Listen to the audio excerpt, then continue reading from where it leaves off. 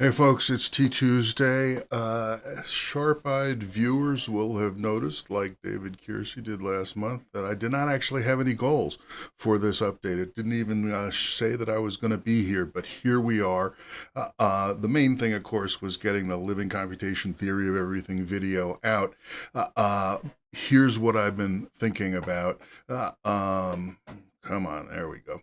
So I want to talk about the video a little bit. Take a moment to look back on the challenge that's just done and stick myself with a new one. We'll see how it goes. So, Living Computation Theory of Everything, on the negative side, it's still too hard to follow. It's still preaching to the choir, where the choir consists primarily of me. But on the other hand, I've been trying to say this stuff for a while, and this current version is definitely the most coherent one yet. And the define, defend, and attack, where I say things, objections that people might raise, and then say how I would respond to them, I think it actually helps quite a bit for people to get a handle on where what I'm saying actually is. And one of the things that I kind of like about the way that it all finished up was how it really centers humans, humanism, and humanity, rather than, the cold world of protons and submasons or whatever it is. Skip the part about the demo at the moment, but it's both good and bad. Okay. So the first half of this year was supposed to be this multicellular challenge. It didn't start out as a multicellular challenge. It started out as a digital replicator. And this was our master plan that we looked at many times. The mother little diamond with some code in it. It would grow bigger. It would move the code around. It would copy the code, and eventually it would cut. And then we would end up with two completely legitimate mothers that would go on to do the same thing. And that is the recipe for unicellular life. There's nothing saying in this picture saying that these two things are supposed to team up and do something, but we actually did get to that. So multicellular challenge met, 0 to multicellular in 6 months. I mean, that's not too bad, for a small project. And, there are many other pieces of work that have been done over the years and decades that have much in similarities to what we did here particularly, but in its details, it's absolutely really the first of its kind in the world. And Okay, that's a little bit of something. I personally, learned a ton. And I've thought about all of these things that, when you don't have global architectural synchronization, you need to have self organizing local synchronization. And how you do that, there's lots of different choices and the ring oscillators and the gradients and all that stuff. But going through the diamond replicators and then the multicellular stuff, really sort of built it in to my thinking. It's not something that I have to think to apply. It's just, okay, how big is this thing going to be? So how much delays are we going to be talking about? What kind of scaling do we want to do? And, it is pretty, I've gotten awful used to it, but it is pretty cool to watch. On the other hand, there's way too much physics and not nearly enough chemistry and biology in the model for my taste. There's just enough to make it, non-trivially biological. But the bigger problem is that the model itself, the whole idea, is too thin. From its smallest component to its biggest component is not thick enough. A single atom, an entire diamond, which is meant to be a replicator, like a cell or something like that, is only a couple of thousand atoms. So that's like 3 orders of magnitude from the smallest thing to the thing that's supposed to be a replicator. Whereas, in our actual real physics, the absolute teeniest replicators are in billions of atoms and then on up. And because we are so thin, because we have so little space between the elementary particle and the creature, there's just no room to store, giant sequences of DNA. You can do that when you have billions of atoms in a single replicator. You can't do it when you have thousands of atoms, most of which are spoken for. In addition, there are still lots of fragilities in the code. HC3, Hard Cell 3, the fundamental grid that made all of the mobile diamond stuff possible, still has deadlocks in it, and rah, rah, rah, rah, rah. The code is hard to work with, it's slow to build, it's slow to run. And, I mean, I did push pretty hard on the diamonds over the, last 4 months or whatever it was, over 2023, really. And I'm a little sick of them. I want to do something else. So, new challenge. I want to start by showing a little clip from Living Computation Theory of Everything and use that to set up the new challenge. Okay. Now, how are we doing on our second implementation? In fact, in my mind, in my heart, the T2 tile project is working on a second implementation. But, how far is the T2 tile project from being able to respond to code like this and do anything? It's a zillion miles away. And so, that's why it's an IOU. So that's it. The T2 tile, the MFM, has a lot of good stuff. It's spatially distributed. It doesn't presume determinism, so on and so forth. It's indefinitely scalable. But there's no way anytime soon we're going to be able to go from atoms to on up the scale and get as far as us. Just no way. So one idea is let's move the model to a different area of space-time. Let's regroup, and in particular, what if the T2 tile matrix, the entire matrix, however big it is, currently 76 tiles and stuff, was all meant to be just a little patch of brain. And the body and the connection between the body and the brain is outside the grid, outside the matrix. That's what I want to go for. T2 matrix meets world.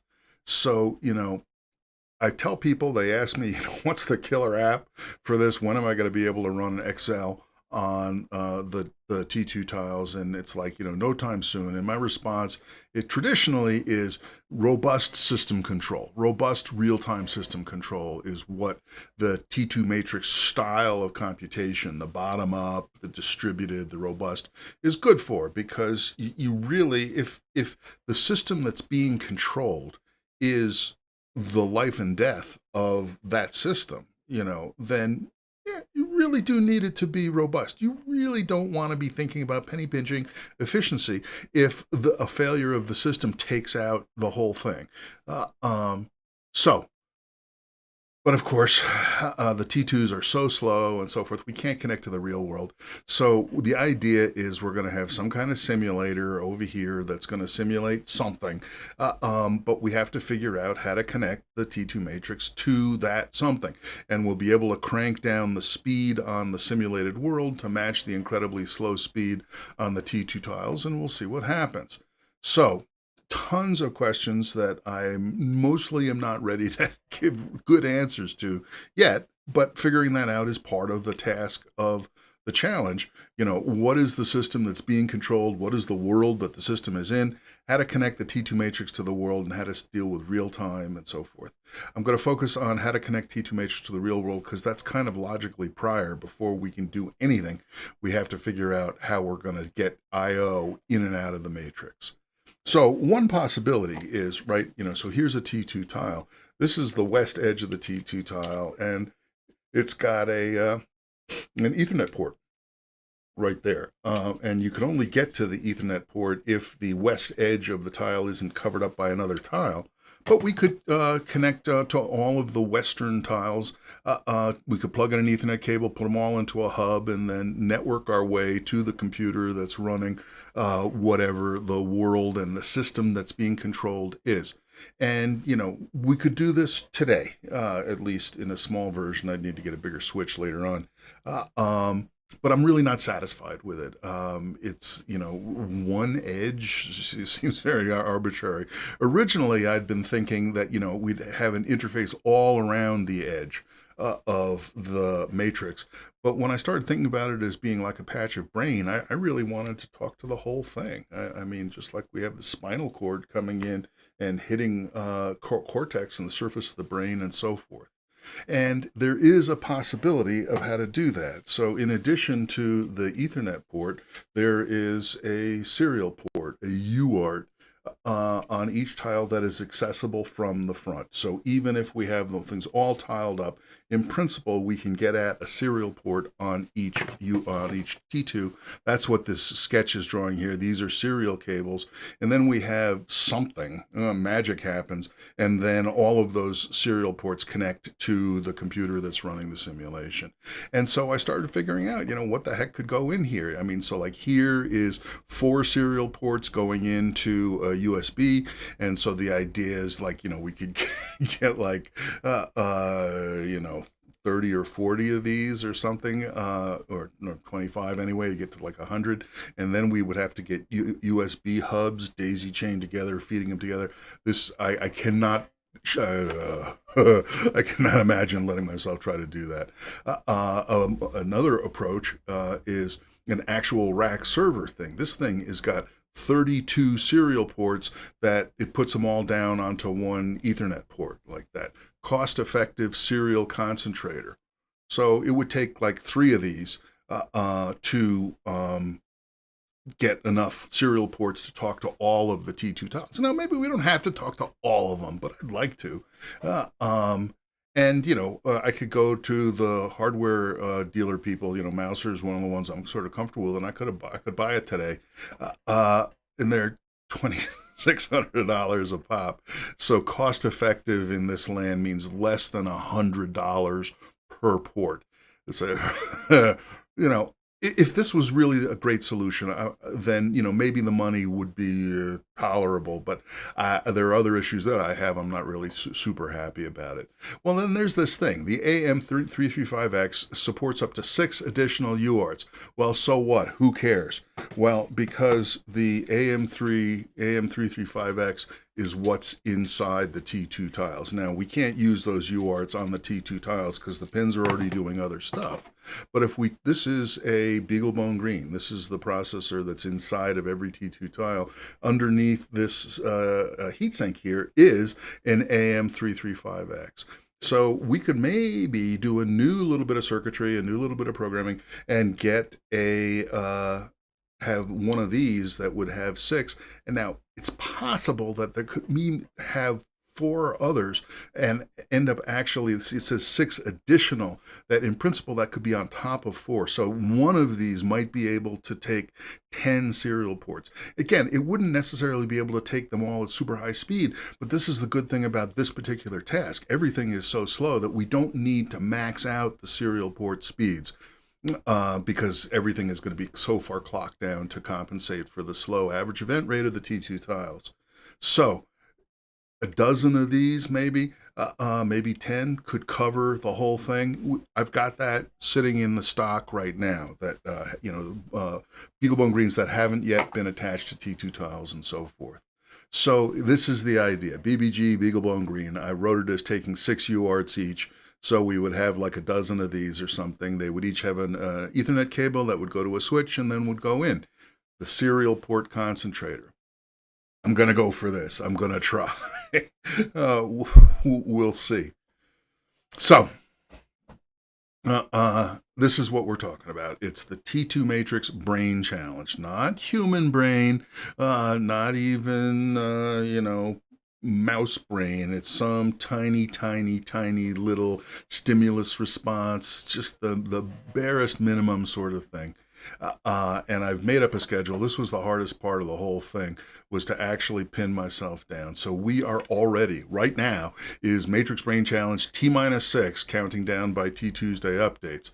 So there is not going to be a update in November because, once again, I'm going to do NaNoWriMo, the National Novel Writing Month. In this case, it's not even close to trying to write a novel. Instead, it's going to be to bring out the collected works of Vaughn Joy Manin, which will include the science fiction story Search Quiet Wake that I was trying to sell the other months and years back, and we'll take it from there. And we'll cover all of this stuff, Breitenberg vehicles, sensory motor homunculus, as we go forward. And that's the plan. Serial port concentrator demo, collected works out, have a lot of fun. Thanks so much for stopping in. I hope to see you in December.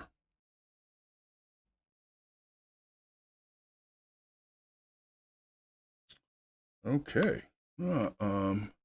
And that is that. Let's see. I guess I can stop the recording. And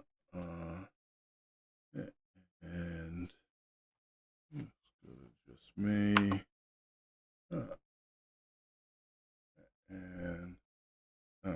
So hey, check this out. Now, why is this not working?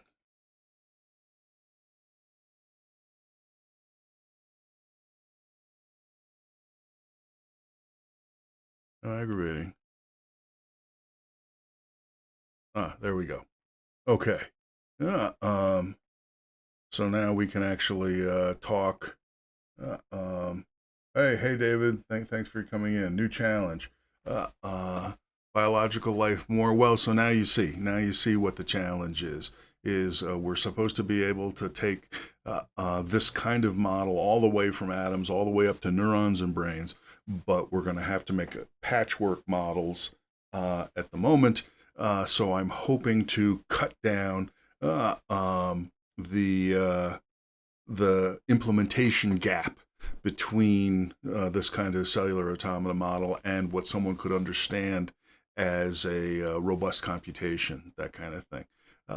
So we'll see. The goal is always robust computation. Joss, you will, hey, magic happens. Yeah, exactly. So the crazy thing, right, is that, so now I'm back in software guy lost in hardware land. And, that's one reason why I'm sticking to the BeagleBone green if I can, because at least the devil right?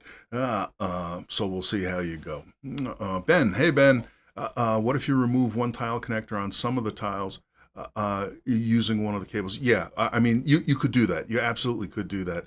And then you give up on being able to have the tile talk to the neighboring tile in that way. So it kind of, punches holes in the tissue. It punches holes in the lateral connectivity like that. So we'll see. you know, I put the, you know, I did all the extra work to put the serial port in, primarily for debugging, for the, you know, last ditch boot problems and all that kind of stuff. Uh, um, and I would be really thrilled to be able to use them, especially because we don't have to push the performance. You know, we'll probably be able to do, you know, 5600 baud or, you know, 5760, whatever it is. And that would be fine. It could probably even be, you know, 300 baud for, you know, because there's going to be some inherent clock cycle that is going to be controlled by the simulator, and it's going to be a real time. So we're going to have to say, okay, the simulator every, you know, 10 minutes is going to simulate a tenth of a second of, you know, whatever, and it's going to be taking samples of whatever the T2 tiles are sending out as inputs and providing samples back, and it's not going to be interlocked. The simulation won't wait for the matrix to generate something. If it hasn't said anything by the time is up, then it'll just go ahead and do whatever its built-in action is based on the previous things, or, you know, who knows, whatever it is.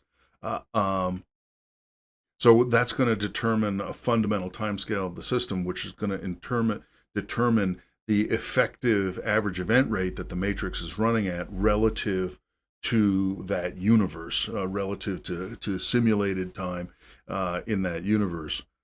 So we'll see. I don't even know how the heck I got onto that idea.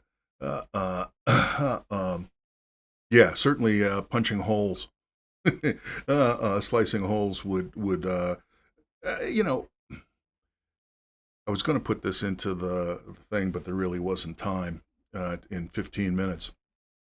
But one of the things that I considered over the last month is like complete heresy. It's, you know, like crossing the streams, dangerous sort of stuff. I was considering making a new standard library or the equivalent thereof called T2tile.ulam that would allow events to figure out where they were on a tile, whether they're hidden in the middle, whether they're on the edge, whether they're in a cache, that sort of thing. There still would be no absolute addressing for what tile they're on. But at the moment, the Ulam level has no knowledge of tiles at all.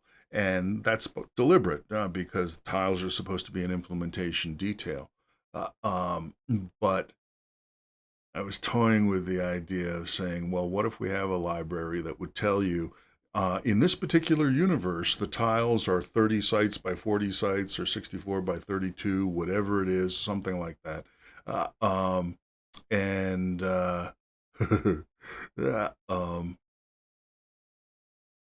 you are at location 17,6 inside a thing. Therefore, you are in hidden, and you could use that information to decide what kind of thing you would be, so that, in fact, code running on it could colonize an entire tile and say, you know, okay, the hidden unit stuff, the stuff in the center of a tile gets the most events because it doesn't have to wait for inter-tile communication. So if you want to put computation heavy stuff, you'd like to have it all happen in the center of a tile and then have, you know, packets, thin, small stuff getting sent in between tiles. We'll see.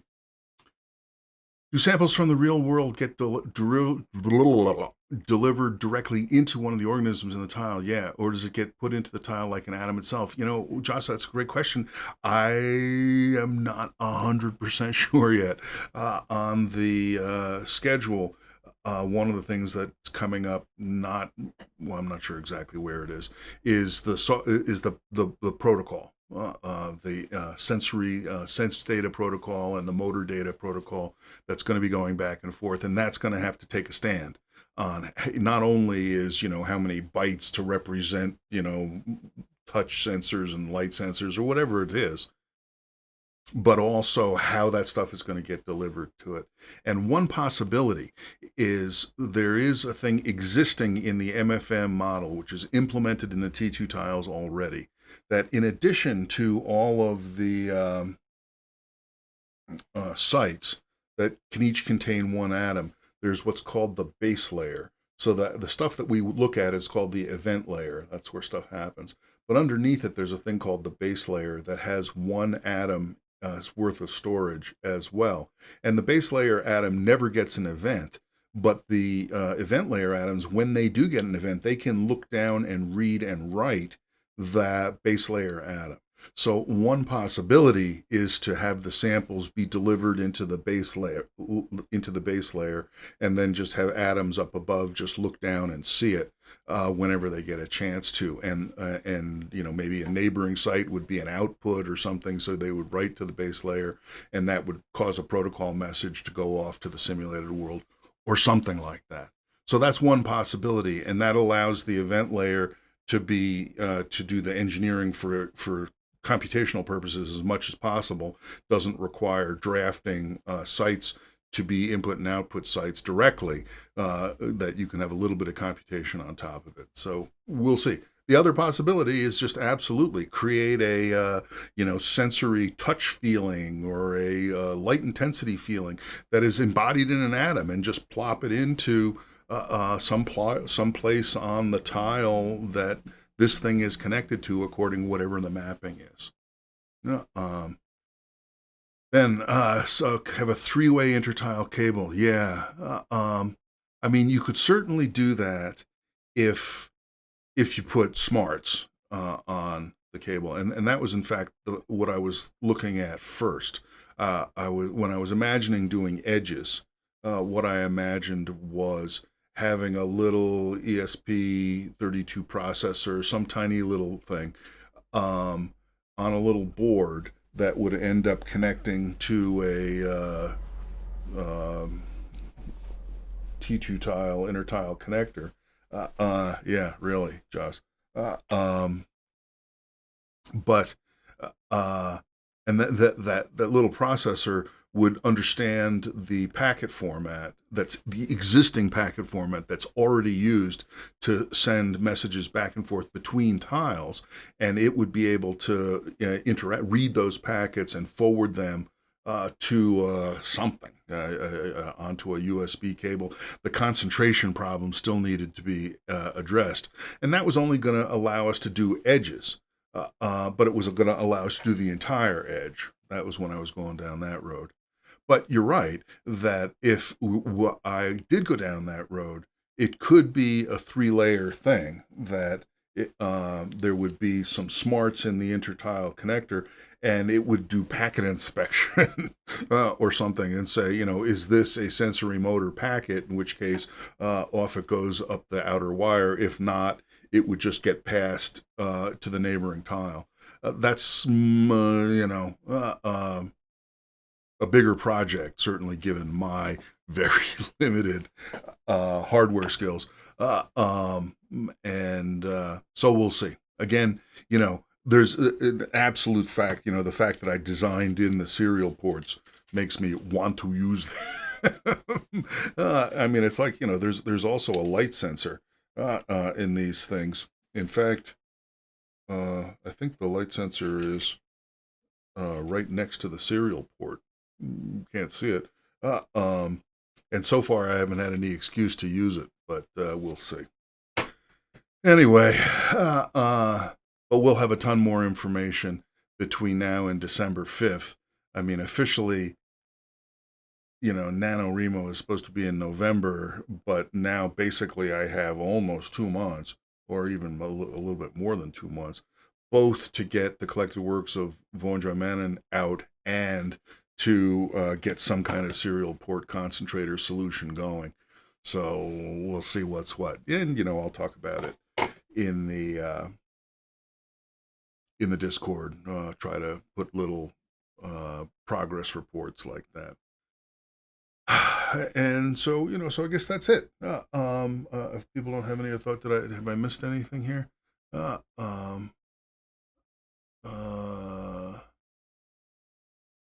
Okay, so I think that's that.